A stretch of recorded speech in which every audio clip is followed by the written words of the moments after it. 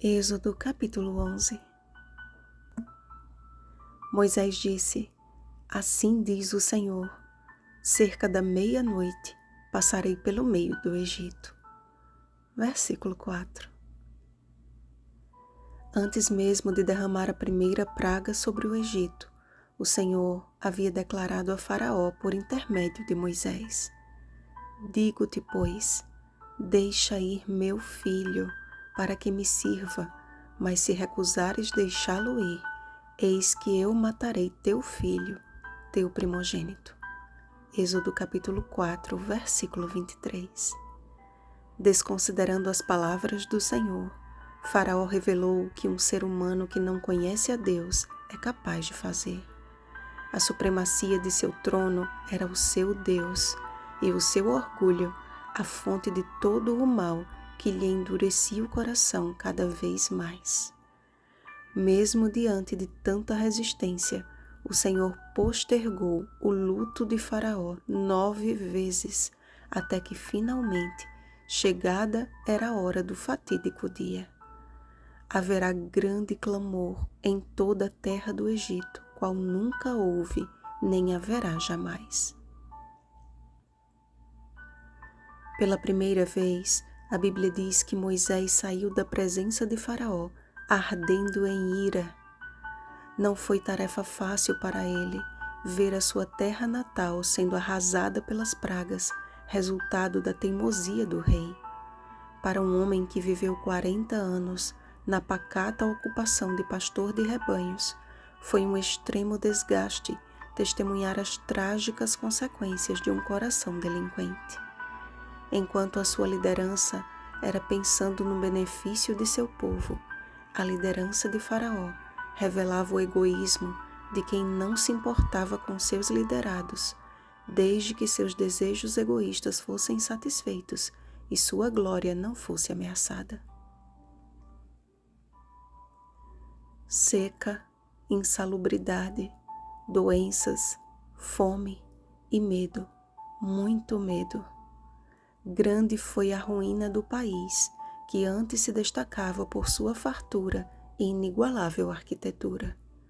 Restava apenas uma nação fragilizada e marcada pela insanidade de um rei tolo.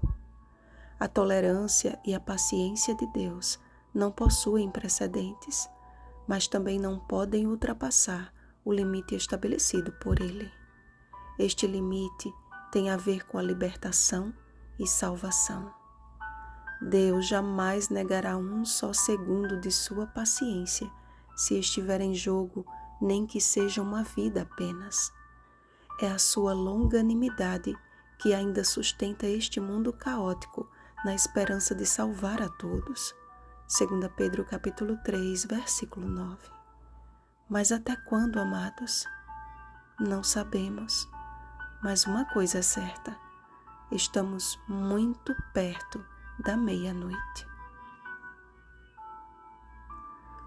O Senhor concedeu a Moisés alguém que o apoiasse e encorajasse na difícil missão de libertar os filhos de Israel. Sem dúvida alguma, a companhia de Arão foi para ele como um oásis no deserto.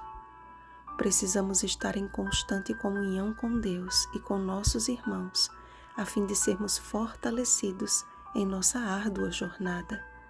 Precisamos estabelecer vínculos fraternos com pessoas que nos ajudem a crescer e avançar espiritualmente. No caminho a Canaã celestial, encontraremos muitos corações endurecidos, incapazes de amar, mas também sempre haverá aqueles que estão dispostos a sofrer e se alegrar conosco. Seja a nossa vida um testemunho do amor e da misericórdia de Deus.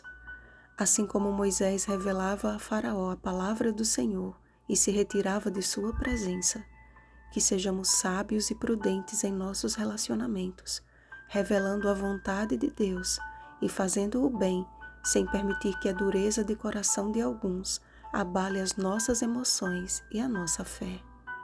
Que nos momentos finais da história desta terra, façamos parte do Israel de Deus. Gálatas capítulo 6, versículo 16.